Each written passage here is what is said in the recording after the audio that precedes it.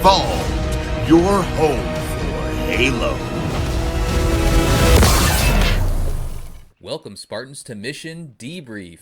We're playing every mission of the mainline Halo video game series in chronological order, discussing our experiences, and sprinkling in a pinch of lore along the way. If you'd like to play along and have your thoughts read on the show, email us at podcastevolved@gmail.com or drop us a tweet at podcastevolved on Twitter. If you like what you hear and want to support the show, visit Evolved on Patreon. This episode, we're debriefing the Excavation site from Halo Infinite. I'm your host, Colin Perkins, alongside David Arnold. Hello, everybody. Matt Salvatore. How we doing? And Krista Brown. You know who sucks? Bassus sucks. I want to like him. I really do. Nah. He's got cool armor. He does have cool armor. Last mission was our final coverage, our third episode of the Connections. All the to-dos, the distress calls, and the Easter eggs. We wrapped that up. So after retaking the area's fobs and dismantling multiple banished outposts, Master Chief and the Weapon turned their attention to saving Marines that were scattered about the island. The duo found a number of oddities along the way, including a giant sandwich? Huh? Oh yeah. Now in Excavation site, Chief and the Weapon finally reached the location that Spartan Griffin mentioned in his dying breath. The Banished are digging for something and must be stopped. However, Escharim's minions won't go down without a boss fight. The date of the game is May 28th, 2560. I do want to talk about Griffin a little bit here before we dive in. So So I'm gonna kind of foreshadow something that's gonna come in the future. It's not a big spoiler or anything like that, but he talks about being picked up by Escharim right around the dig site, right? Like that's kind of how I understood, what had happened there. So the audio log, and again, we'll talk about this in the future because we haven't found that audio log yet. But that audio log is dated January 30th. So he was being tortured for 5 months? Jesus. I mean... That seems like a long time. That's the dates. That's the dates that we have, which is wild. So he was... I don't know. Well, I wonder if it took him a while to get the armor off without killing him. Like maybe they had to think like about a month it. Or two. Yeah, just to figure out how to take it off without. So maybe it wasn't like direct torture the whole way through, but yeah. He is a Spartan, so maybe it's like they're just not very smart. Iron Man. Yeah, maybe it's like that scene in Iron Man where they just have War Machine in the armor, but like for ages he's just sitting in a room. They're like, "Come out," and he's like, "No." And they're like, "Please come out," and they're like, "No."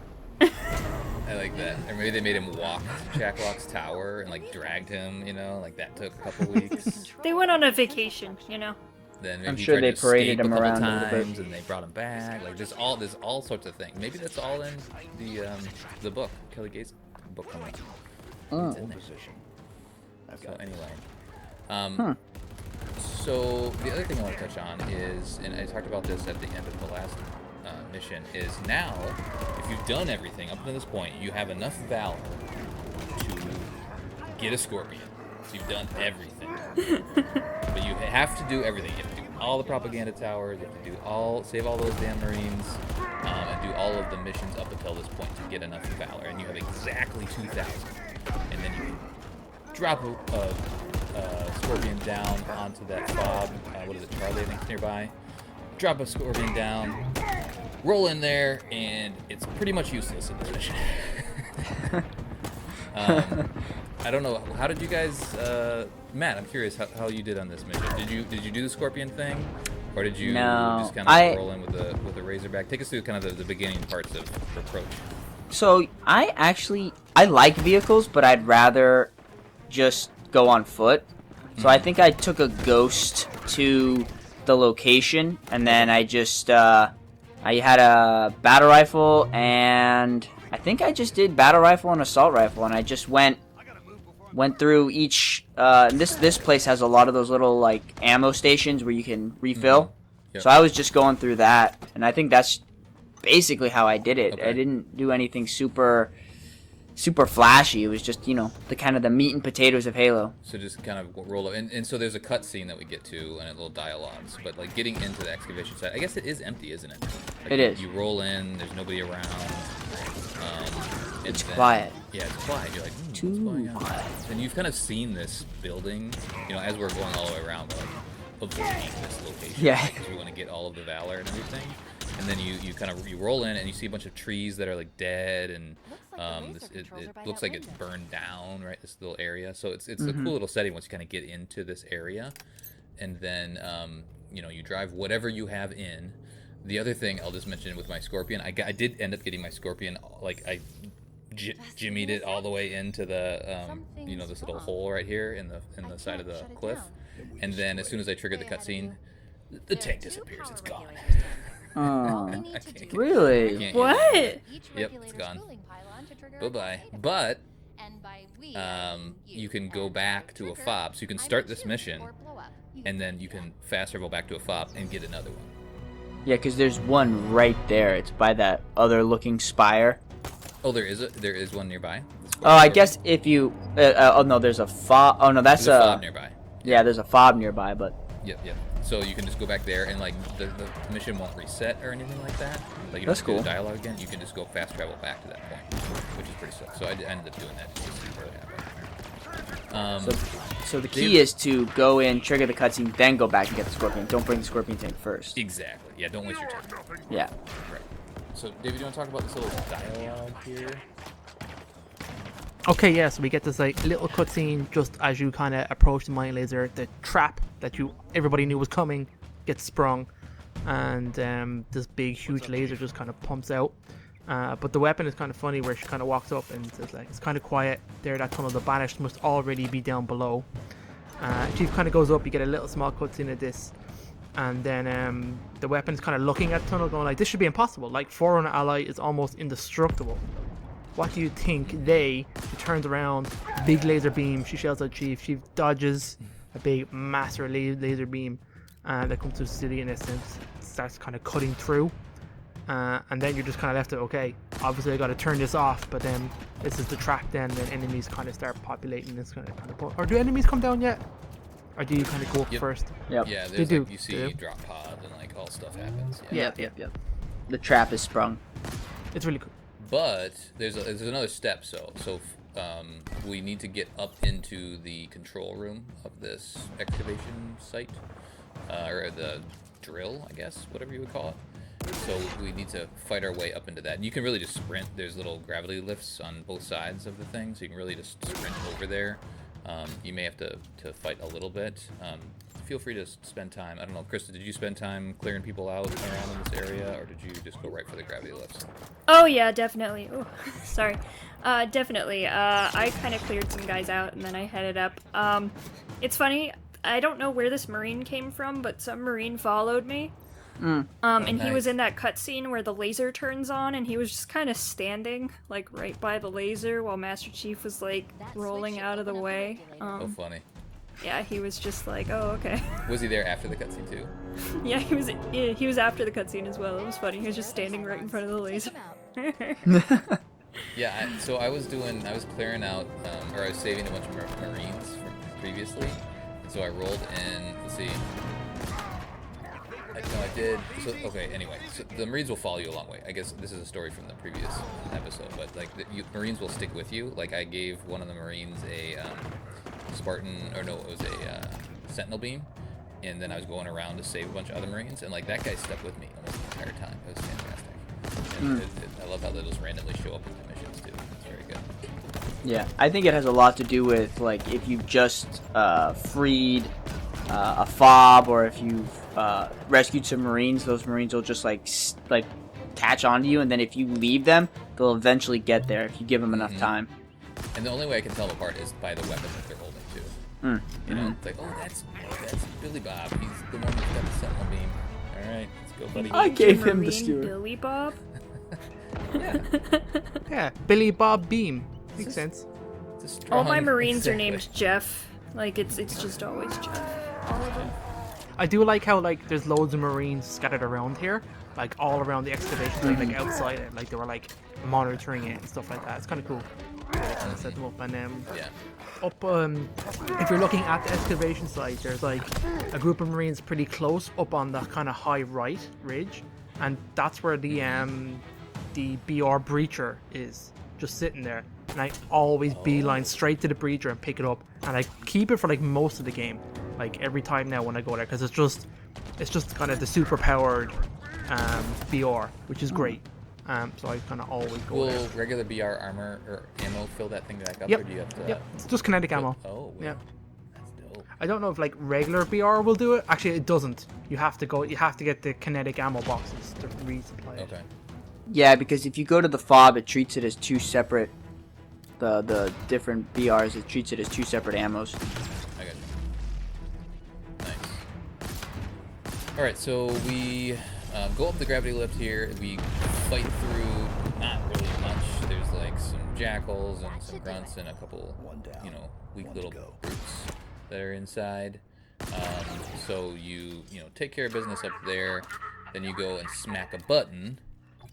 As you're over, it's actually kind of cool. So you up into the control room, you can see this laser beam digging into the side of the wall there, and then we have a little bit of dialogue. David, what dialogue is it? We have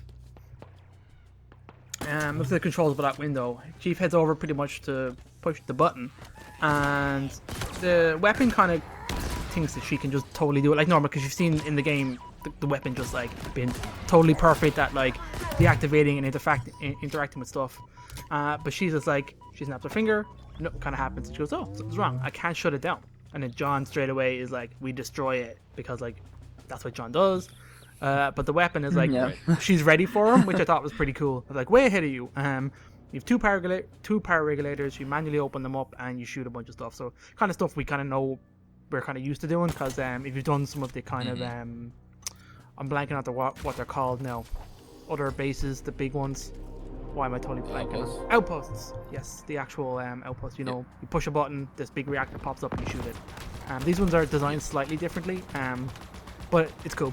It's like, obviously we know what to do. She says, by me, I mean you, and by trigger, I mean shoot or blow up. You get the idea. Great bit of dialogue here. Yeah. Yeah, more or less blow stuff up, which we're used to.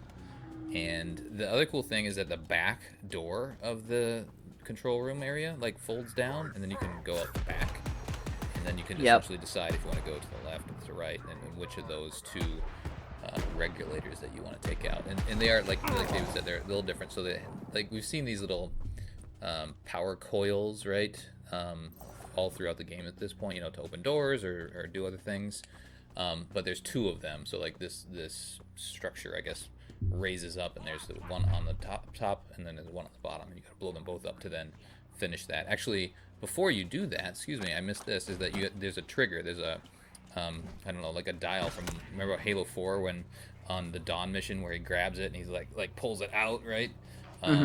There's one of those things, so you have to twist it and pull that out, and then that will raise this little tower that has the two coils you have to destroy. So do that first on both of the sides, and then you can continue to proceed.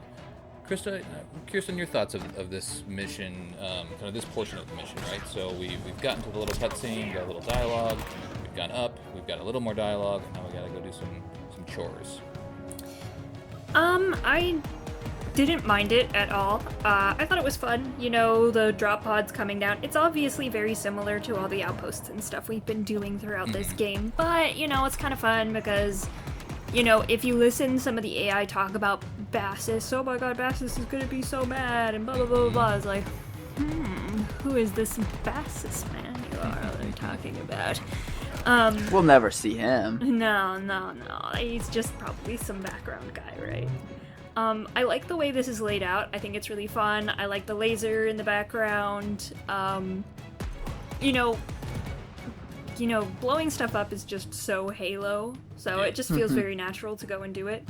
The amount of enemies is really good. There's a bunch of weapons all over. There's a lot of enemies, I found. Like, Yes. The first time I struggled with this because there's a lot. There's somebody Yeah. over there in the shade turret, and there's another shade turret, and there's berserker brutes, and then they throw a lot at you. They do, yeah. I think it's good. I think it feels super epic. I think it's just kind of a fun Halo romp of a mission. You know, just the go kill guys, push button, blow something up.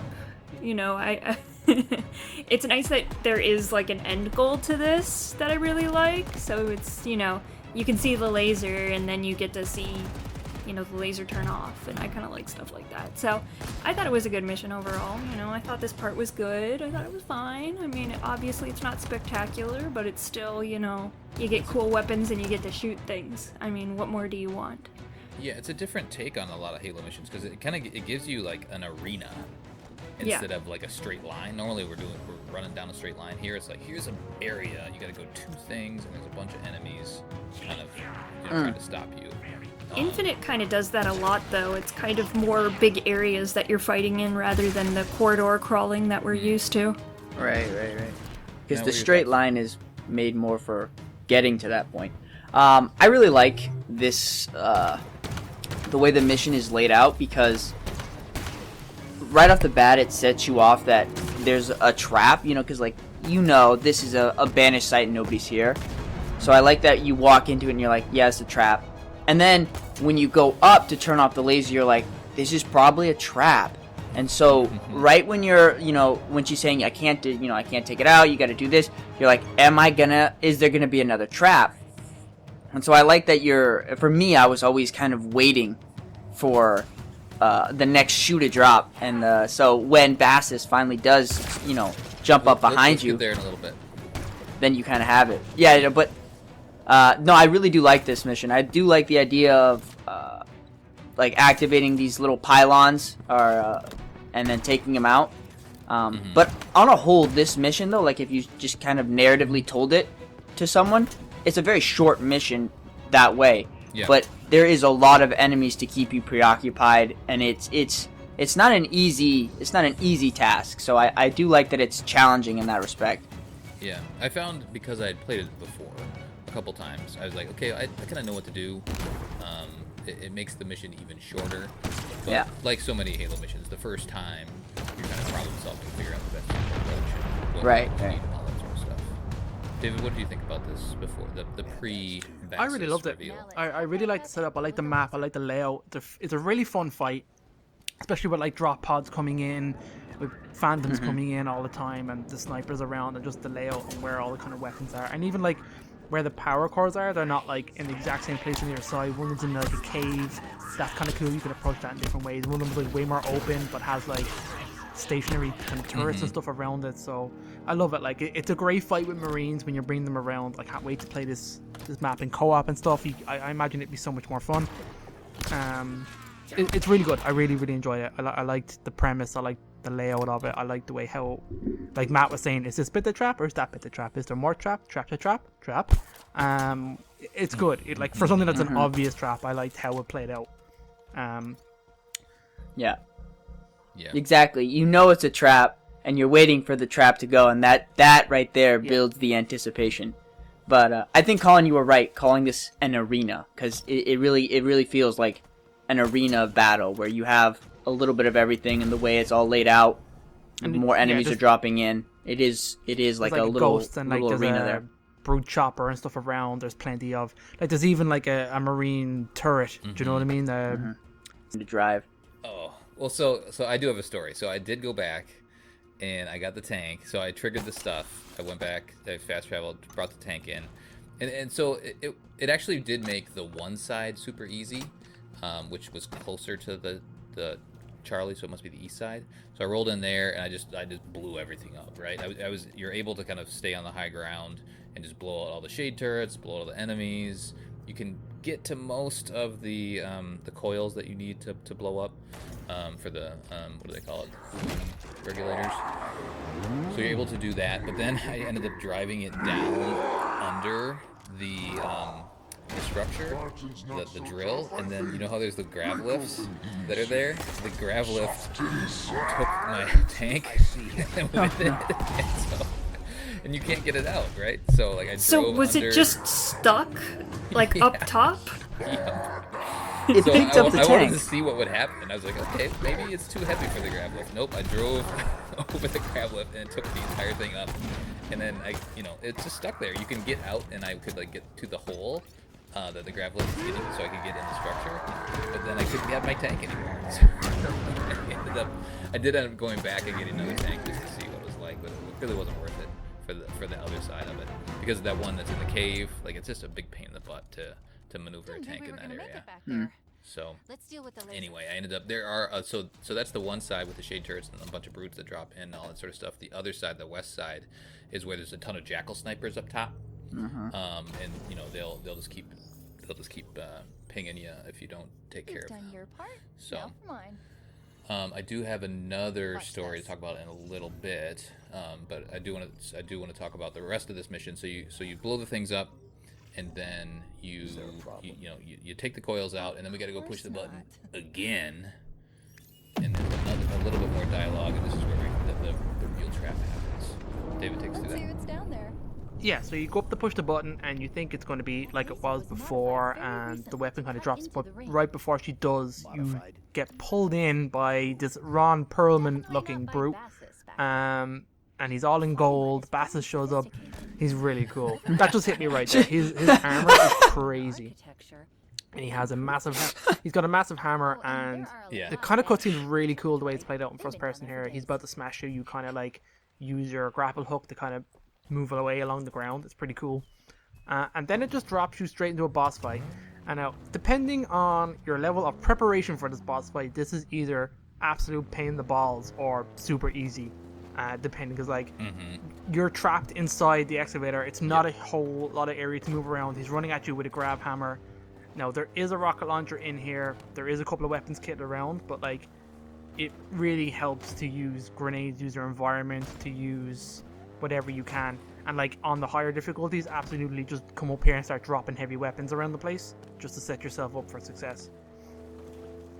Otherwise, you are screwed. Yeah, he's a beefy boy. Matt, what do you think about it? Well, the first time I played this, I knew that there was another trap coming. So I'm like, okay, either when I push this button again, either I'm going to have like a whole swarm of active camo elites on me, or there's going to be a boss fight. Right. So I brought a skewer, and now that you play it, I always bring as much heavy weapons as I possibly can.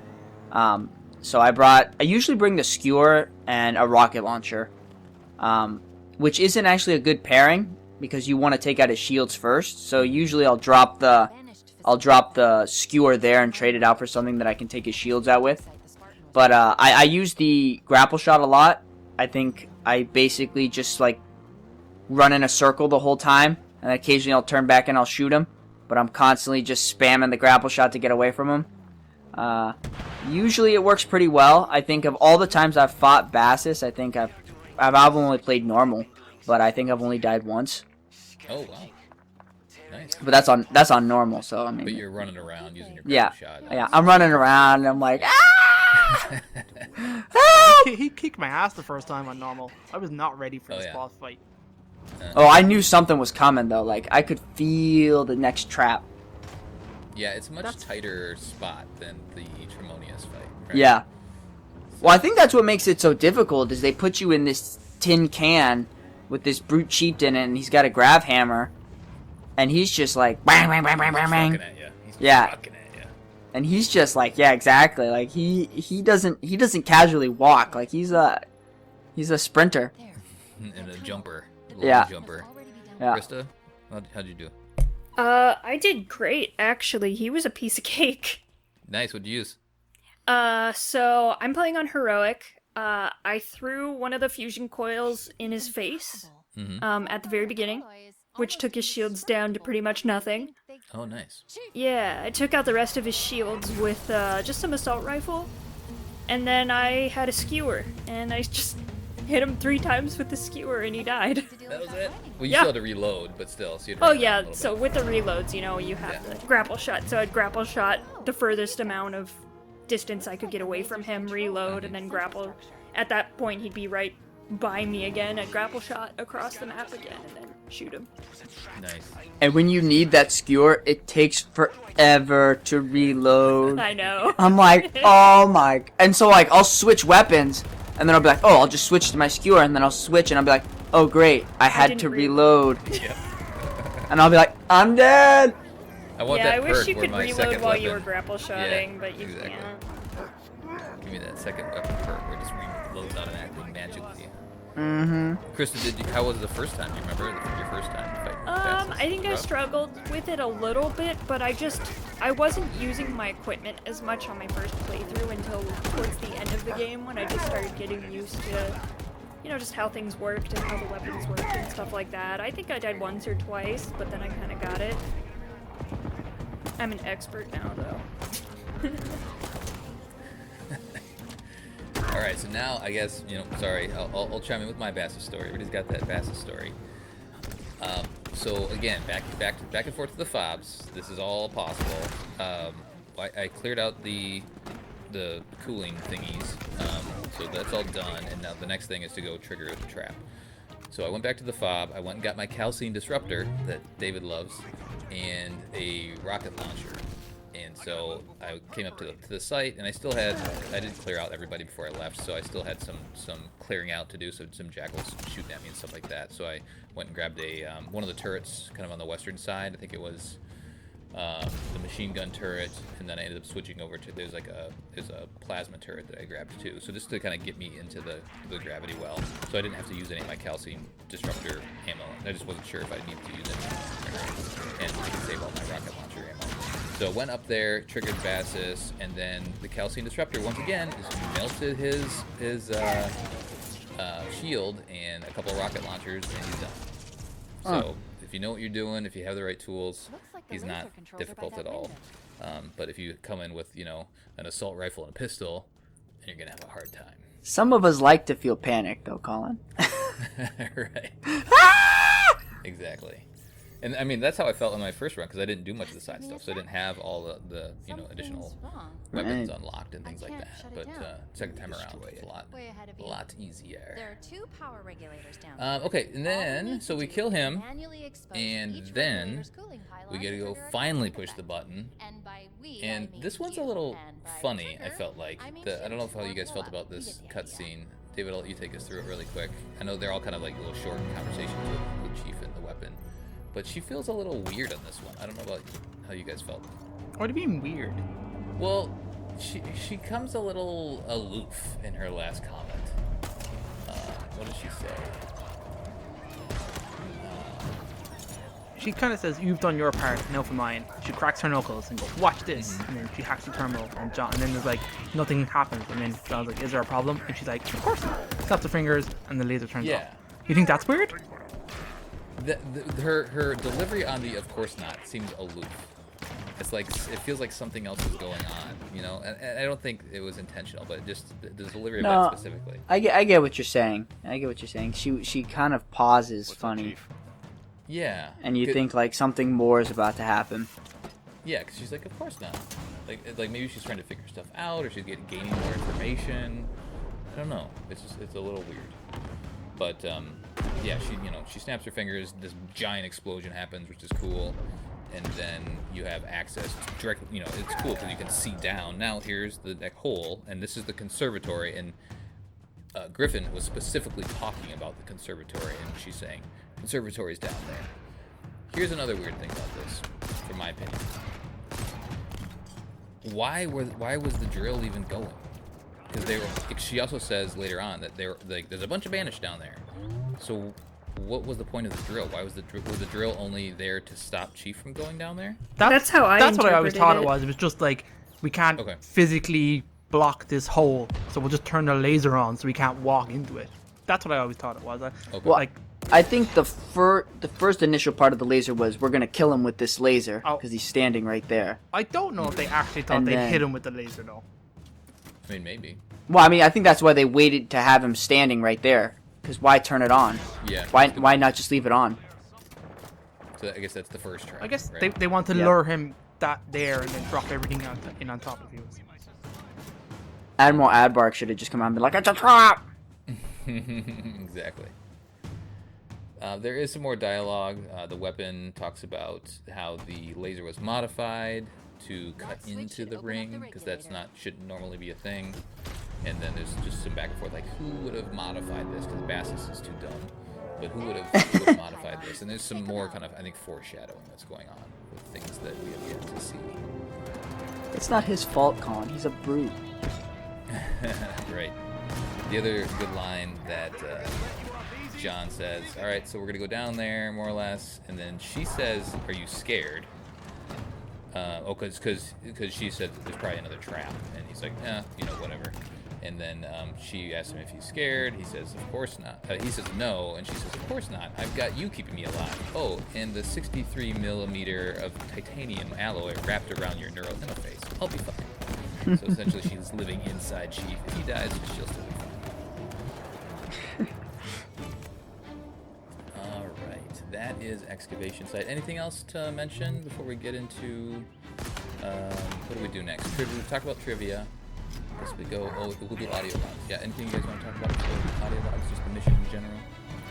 I did. I'm good. I think it's pretty straightforward. Yeah, I did have a funny moment when I replayed this for this mission DB. For like, I had a troop, a Razorback full of dudes, all had special weapons, feeling pretty confident. I got out of the Warthog and moved up to activate the cutscene. All the dudes followed me, and they were in the cutscene just milling around. And the laser turned on. All of them stood there and took the laser to the face, totally alive. The cutscene ended, and then I turned around and went, what the hell? And they all died instantly in an explosive fashion. And it was like, holy shit. So I thought that was pretty, like, all like 5 of them was gone. That's cool. It was actually a trap, you know? They trapped him and then they killed him. I felt really bad. Oh, man. Sad. That was fun. Let's do, before we do the audio logs, let's do the rating quick, because I've forgotten to do that a couple times. Let's do rating. We'll go around the room quick. Give me quick. Matt, I'll throw it to you first. Ooh. From 1 to 10, give me a quick rating on Excavation Site.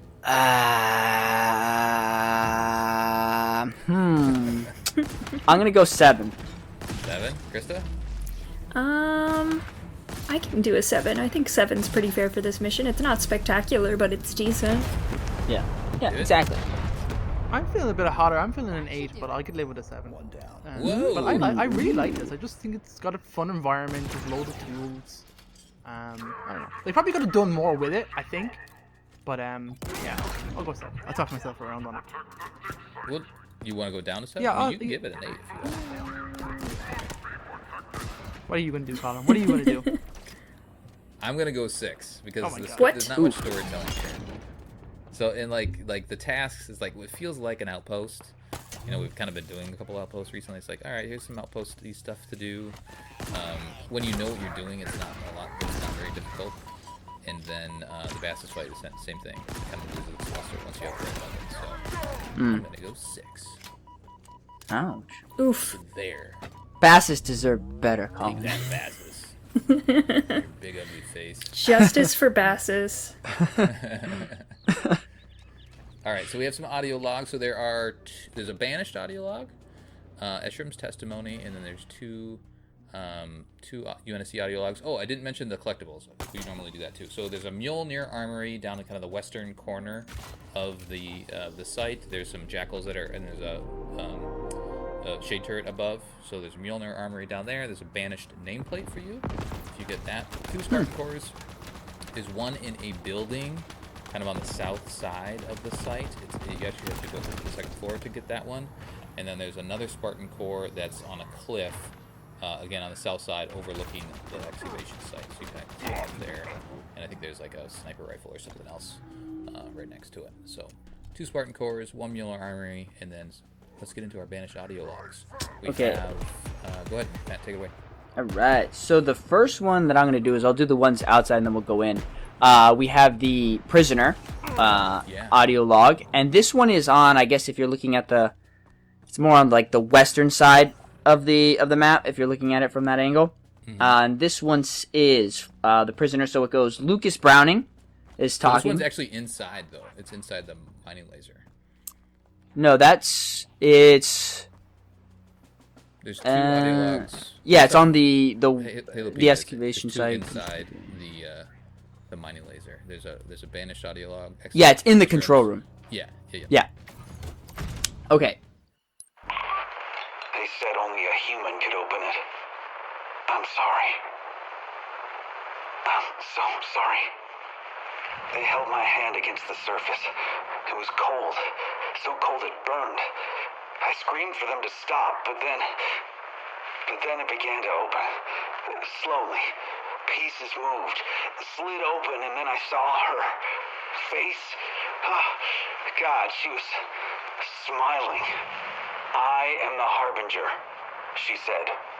All that you know shall be undone. And do you know what he said? Asherim? He said, good.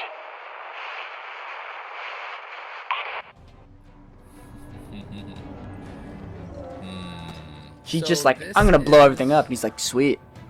Yeah. That guy sounds like he's having a bad day.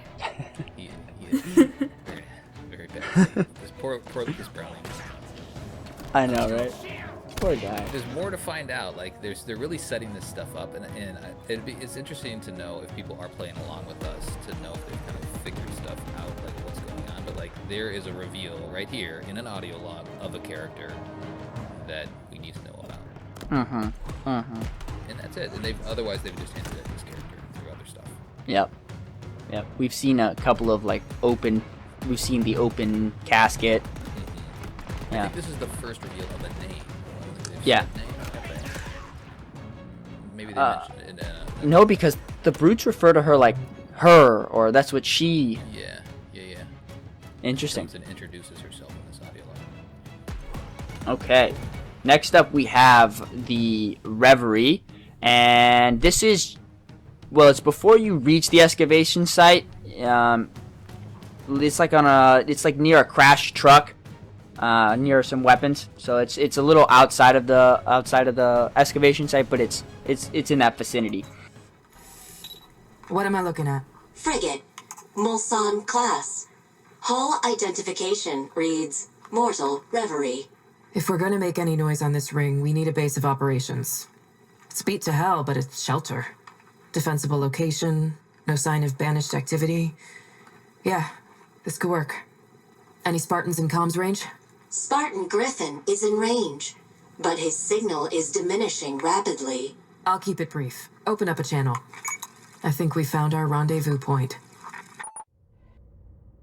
So this is setting up the outpost Tremonius, right? What that ship is.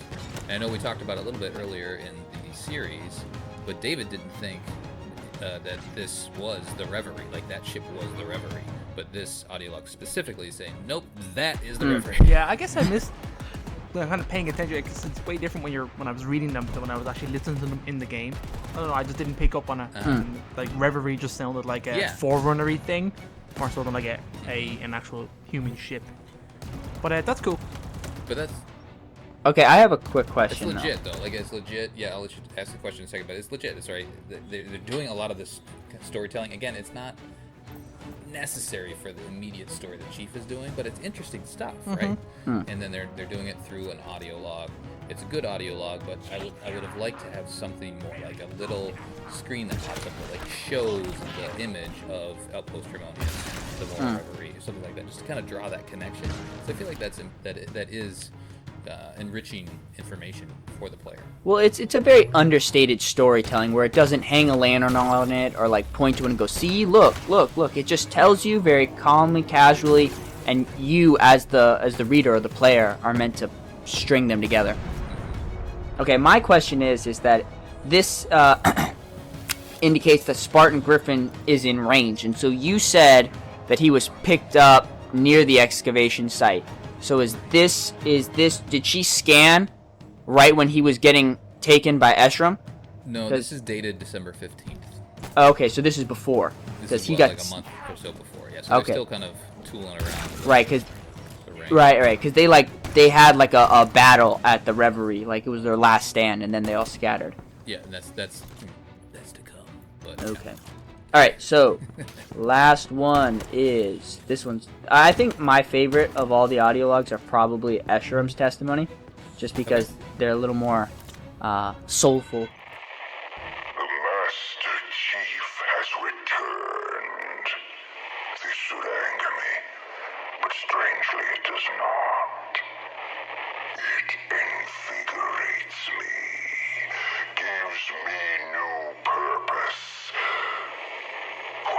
to war, Chief, with no war left to win.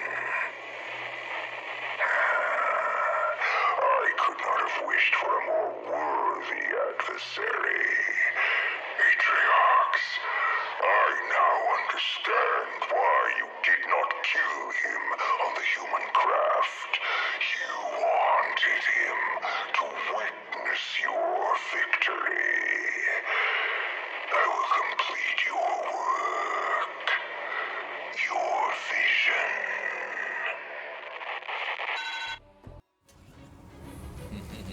No, I'm pretty sure Aatrox just fucked up.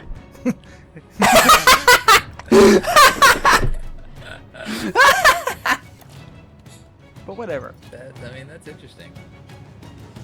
All right, so I have a thought here. Perfect. I think we talked about this already. Chief was found floating outside the ring. Yep. The ring. So something happened to the ring, right? I think we talked about that at some point. And the ring is no longer where it was. Correct. So Chief must have also gotten moved in whatever happened, right? Yeah, well, think of all the debris that's still around. That, like, the Banished are, like, still harvesting and, like, pulling things out of. Like, there's obviously, like, a debris field that also got pulled in. But, I know we've kind of, like, we're bouncing around here, but, like, the Infinity should be relatively close to where Chief would be, presumably. So, like, I don't really know. They're playing kind of... I guess they probably don't have a defined area of what came and what didn't. I guess just for convenience sake, Chief had to get pulled in, and Infinity had to be left behind. Yeah. But whatever. Right. But that plays into this because, like, Eshrom's saying, okay, you didn't kill him on purpose. You just kind of left him floating and assuming that he would survive and then get down to the ring, and then the rest of the Banished could take him out or something like that. But, or he just stayed in space dialogue, and watched everything happen. Watched Infinity get blown up, watched Sure. everything get taken over. I don't know. Yeah. Or did Aatrox know that he would need Chief later? Right? Or maybe the Brutes would, right? Like maybe the Harbinger and somehow Chief are connected. Because, you know, I know nobody likes to talk about it, but in Halo 4, the Librarian did do something to Chief that made him different. Yeah. Upgraded him. That's true. So who knows? Maybe the Master Chief's the key to everything. Yeah, it's like the last sentence that is interesting. Everything else before that, and the beginning of this audio log is like, oh yeah, we know Eshrom. You're happy that he's here and you're excited and all that sort of stuff. But then that last comment is at least worth thinking about, right? Well, it's also like kind of like what's the best way to put it? Like the prophets are like cultist leaders, where they're like, oh yeah, that was totally planned by our religious forefathers. Yeah, that's exactly, you know, like it's just propaganda. Yeah. But he's saying this to himself, though, right? So this is his memoirs. So like he actually believes it. Okay, let's do community, and we'll get out of here. Who's ready? Krista, you ready? I'm ready. Ready, go. All right, call in February 24th, 2022 at 9:53 a.m. Wow, you're thinking of Halo really early in the morning. I'm always. Bassus moonlights as a blank. Describe his second job. Question for mission debrief. Halo Infinite excavation site mission. Colin, you're just asking for it. Oh yeah. All right, so He's a milk Matt. driver. Yeah, Matt says, brutal eats driver. Drives your food in under 30 minutes or nothing because are you gonna complain about a 9-foot tall, 1,500-pound Jirahani chieftain? Yo Mama says, the way... Never mind. Watch this. Okay, so, he says the way he fisted me during that fight, he's either a gastroenterologist handing out free colonoscopies on a daily, or a famous actor under the Pornhub anal category. Jedi Spartan 38 says, Moonlights as a Wookiee, his first appearance was in Star Wars Holiday Special. I think he might be Lumpy from the Star Wars Holiday Special. Oh, don't It bring was me a back young to that. Bassus playing Lumpy. Oh, If you haven't God. watched that, you should watch it. It's on YouTube. Don't do it. Do it. It'll change your life. It will really change your life. So there is, just really briefly, there is a podcast out there, Talk Star Wars, that I was on, an episode, where it was my first time watching it. So you can actually have a live commentary reaction to my reaction for the first time of me watching the holiday special, and it is. I don't know if it's like I'm speechless or if it's just I don't know, but you can. It's out there in the ether. I watch it every Christmas. Not even joking. Well, it does have those holiday vibes, you know. It is. It's a holiday special. All right. Solo Akel says moonlights as a butcher for meat to supply the brutes. So the brute leader can be at his best with energy for him to call chiefs. The pesky burp says stunt driver tried to do a backflip in a ghost off of a scarab, but it exploded from his swag, and that's why there is a huge blackened area around the dig site. Jeepers. Postman's Pat says my companion because Jess was shot. I don't get it. Dezudo says he is in that anal porn your mama watches. Goes by the name Furry McCock Bestiality Bassus and Jirohan Anal Jack. I paid to see Dad. Says he has many side jobs, lawyer, doctor, teacher, and more.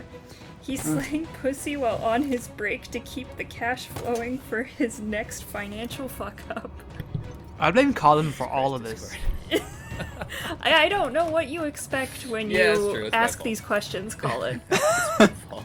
I mean, you're just asking for trouble, but that is what Discord has said. Thank you so much, Discord. You always shed some light on these questions.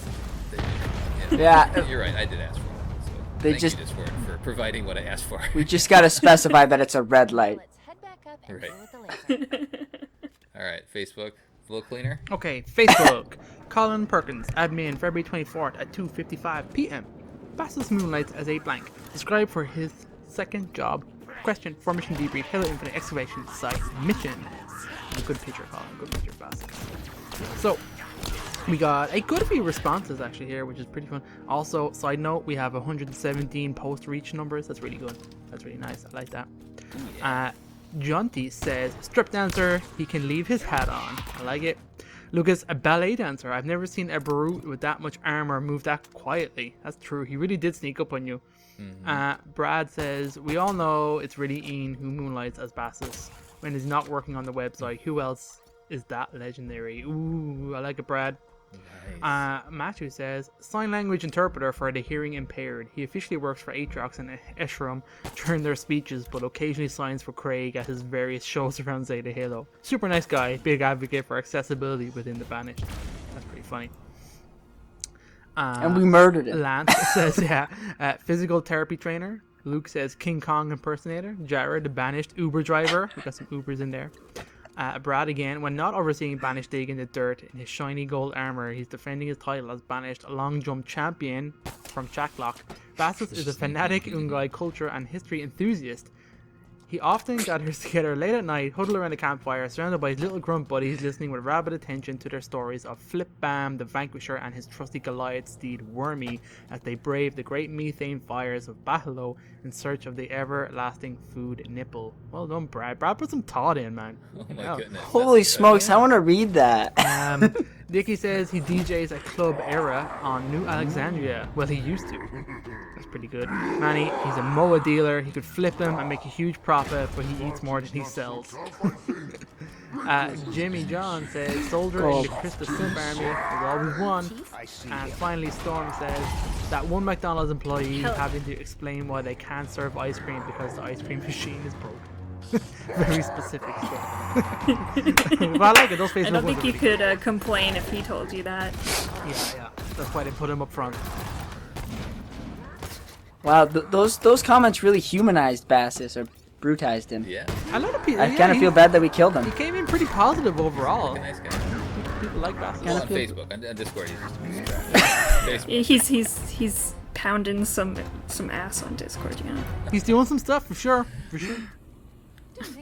He's a living. versatile. You know, he's versatile. We appreciate that about him. It's because That he was used the He's a word good guy. moonlight. He's a good guy. He's dead That'll now, do though. it for a debriefing of the Excavation site mission from Halo Infinite. On the next episode, we'll be debriefing another mission, Conservatory. Send us your thoughts, podcastevolved@gmail.com, or drop us a tweet, Podcast Evolved on Twitter. You can also support the show by visiting don't visit Podcast Evolved on Patreon. Visit Evolved on Patreon. Until next time, Evolve. Evolve. Evolved.